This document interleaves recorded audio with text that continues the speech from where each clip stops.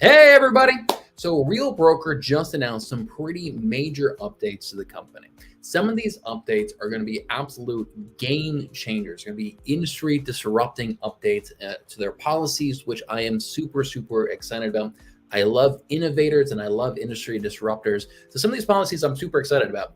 Some of the other policies, though, are going to be an increase in fees. There's several different fees that they are increasing their prices on moving into 2023, which, obviously agents don't like that, but I completely understand why they're doing it. So today I want to do a complete breakdown of all the different fee changes that they're making, as well as break down all the different policies that they're rolling out with, and give you guys my opinion on these policies and on these increases in fees. So I want to talk about the fees real quick. So obviously, we saw about 7% inflation in 2022. We also saw another 7% inflation in 2021. And that's just CPI, Consumer Price Index, which we all know is kind of a manipulated number anyway. So they say 7%. Really, the effective inflation rate is probably much closer to 10 to 15% for both those years. So Real hasn't updated any of their fees since 2020. So it's kind of expected that they're going to be updating the fees. And the truth is that all companies will be updating their fees probably in 2023, just to kind of counteract the high inflation rates of 2021 and 2022. Another thing to keep in mind is that Real has been very aggressive in their expansion the last 2 years, and they've done a lot. So just last year, they bought their own mortgage company, and they're rolling that mortgage company out to a few states now. They bought their own title company. They're rolling that out as well. They've hired their own programmers to create proprietary software. They've created a really great agent app for our businesses. They're rolling out a consumer app right now. They've created a bunch of proprietary technology and software for us to submit our contracts to our brokers and get our contracts signed by our clients. And right now they're rolling out, or this year, they're going to be rolling out new software, kind of like DocuSign or eSign, where we can get digital signatures as well. So they're very ambitious. They're definitely innovating in the space and definitely growing. So increasing fees, I actually 100% understand that, especially with the inflation. So let's go ahead and take a look at some of these fees that they're increasing and some of these updates. So they made a company-wide broadcast last week, breaking down all these changes and answering people's questions about them. Then they also sent out this email last week as well. And so in this email, they break down all the different changes that they're making. I've read through this a couple times now, and I want to go line by line for all of these changes. So let's go over the fees first. Not the most exciting thing, but let's go over the fees. So the first fee, they're now charging a $30 BEOP fee on every transaction. So that is going to be a broker review and E&O insurance fee for every transaction. And when I say now charging, I actually mean that later on this year they're going to be charging this. Some of these fees I think are take effective now. I think some are take in effect in April. So they're all kind of rolling out at different times. But expect to pay a $30 per transaction fee for your E&O insurance and your broker review. The next one is kind of interesting. So personally, I've got 3 different friends that are bringing in over $1 million a year in revenue share. So like a lot of people are making a good bit of money on revenue share and helping this company grow. And what's wild is that we're only 8,500 agents, and we're already seeing people make over $1 million a year of revenue share. So I'm kind of not surprised that they have to kind of rein this in a little bit. But they're now going to charge a $175 a year participation fee in order for you to receive revenue share. So across the board, everybody has to pay this, and it comes out of your first few revenue share checks. After that initial fee, then there is a 1.2% processing fee. So this really is not that much, honestly. So they give an example here. If you were going to give $100 in revenue share that month, they're going to charge this 1.2% processing fee. You'll get 98.80 cents, $98.80 out of that. So it really is pretty insignificant. I did the math before. And so like if you bring in a producing agent into the company and they cap, which is only like 5 or 6 transactions, you'll receive up to $4,000 a year in revenue share. Let's actually do the math here. Let's actually do the math and see after this 1.2%, how much will you receive in revenue share for that agent. So we do $4,000 take away 1.2%, you'll receive $3,952. So you're still receiving really, really good revenue share. They just need to charge this extra fee in order to keep this sustainable and keep paying out revenue share to their agents. So I'm perfectly fine with this, honestly. Like if this is what we need to do to keep this sustainable, keep the company growing, I'm perfectly fine with that. 1.2% is a very insignificant amount, and getting $3,950 for a producing agent is still amazing and fantastic.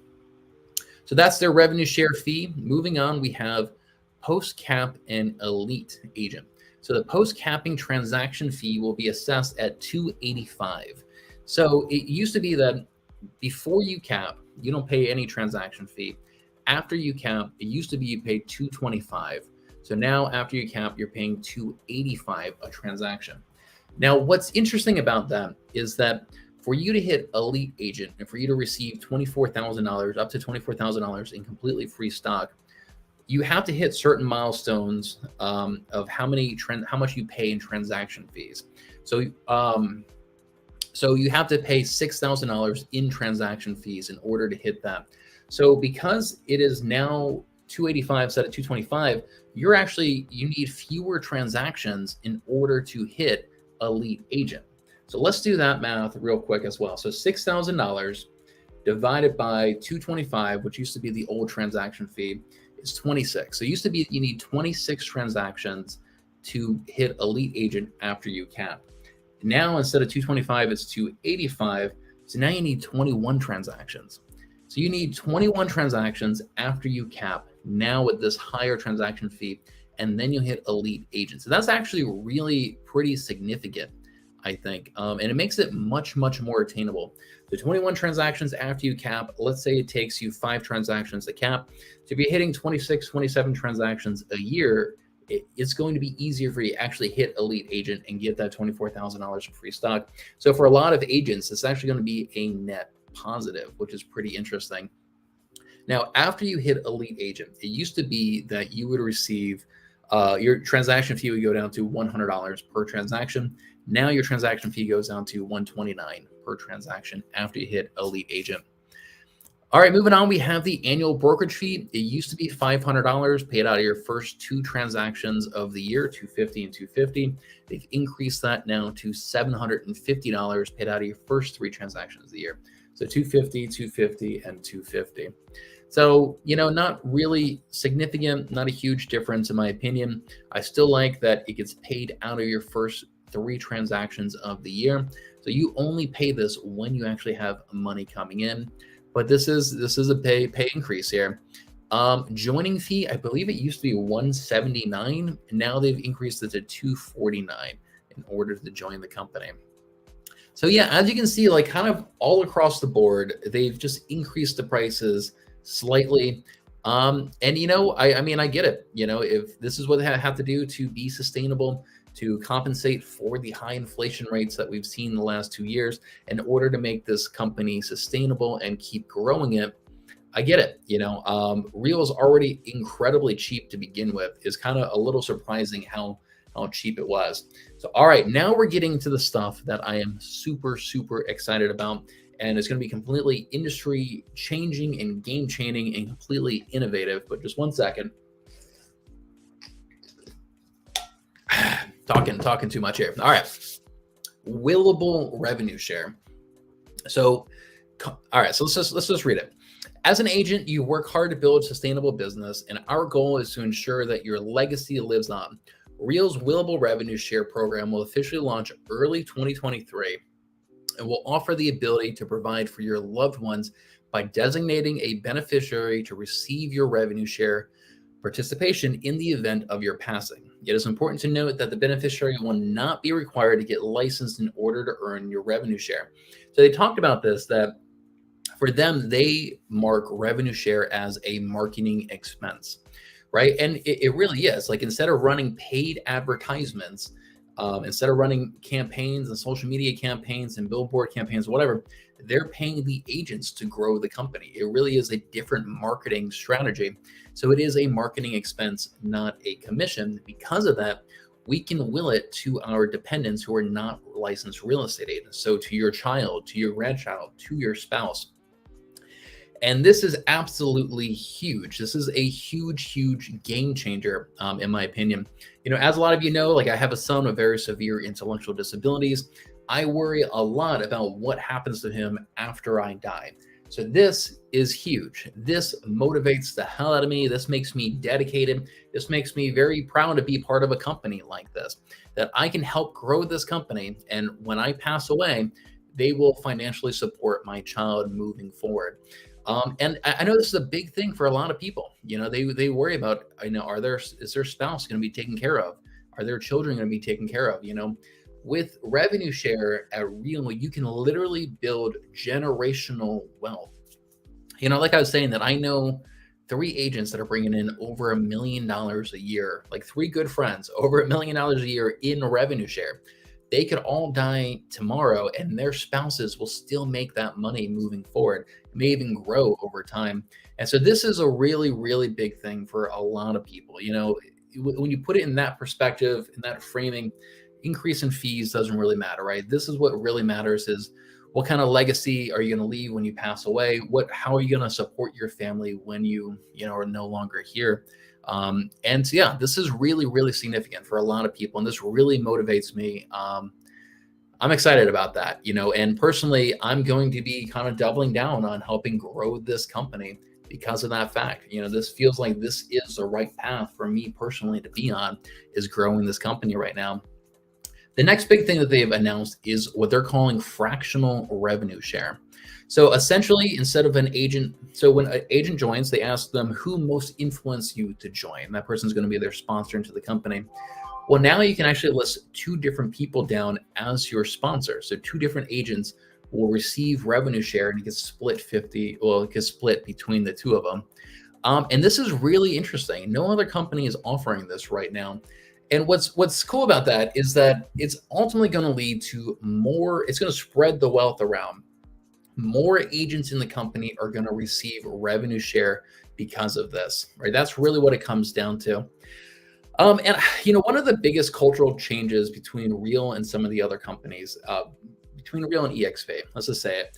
EXP, there's a big emphasis on what downline you join, who you put down as your sponsor.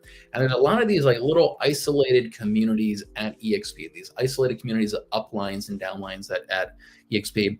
Really, Real wanted to get away from that, right? Instead of building a series of isolated networks, they want to have one large network, one intertangled community where we're all training and masterminding and networking from each other. This is going to help them achieve that goal and help them from falling into the trap of people worrying so much about what upline they've joined, because this is going to interconnect this community, intertwine this community at a much, much deeper level. So I think it's really interesting. I think it's going to help them in the long run achieve that goal of having an interconnected community like that. I think it's going to spread the wealth around. So more agents are going to receive some revenue share than they will, versus revenue share really being focused and isolated towards just a handful of agents who are really good at, agent attraction or something. So overall, I think that there's a lot of big benefits to it. And the cool thing about, if you look at it from a company perspective, revenue share is what they call golden handcuffs. If somebody's receiving $4,000 or $5,000 a year in revenue share, they're less likely to leave the company because of that, right? It's going to be keeping them there. So this is going to help hugely for brokerage agent retention. It's also going to make it, with those agents are receiving extra income. So it's going to help them financially, but also team leaders, right? Agent retention is a big thing for team leaders as well. And if one of your team members is receiving $5,000, $6,000 a year in revenue share, or heck, maybe $10,000, $20,000, $30,000 a year in revenue share, like this is going to help with agent retention, team retention. It just benefits all around. So I'm actually pretty excited about this fractional revenue share. And so those were the 2 biggest announcements: Willable revenue share, fractional revenue share. There's a couple other things that have joint venture profit sharing.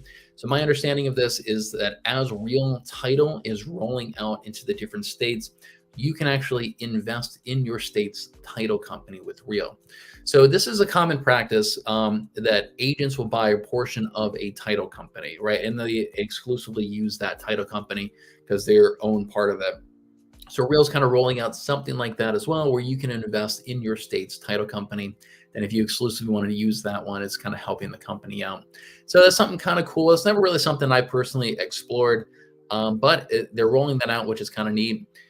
Expanded access to Real's stock purchase program. So right now, you can purchase stock directly out of your commission, and you get a bonus of 15, from a 15 to a 30% bonus on those stocks for free.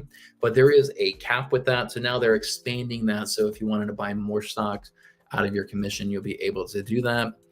And then there's another thing in here that they're rolling out, looking for to have a partnership with health insurance next year or sometime in 2022. But really the fractional revenue share and the willable revenue share, those are kind of my two biggest things that I'm most excited about. But let me know down in the comments, what are you guys most excited about? What do you think about these increased fees here at Real? You know, as an agent, nobody would like seeing increased fees, but you know, as a shareholder in Real, yeah, I'm all for it, right? I want this company to grow and be sustainable and keep doing what they're doing, growing and helping more agents out as well. But that's it for today. Just want to kind of go over these big announcements. Thanks so much for watching, and I'll see you guys on the next video.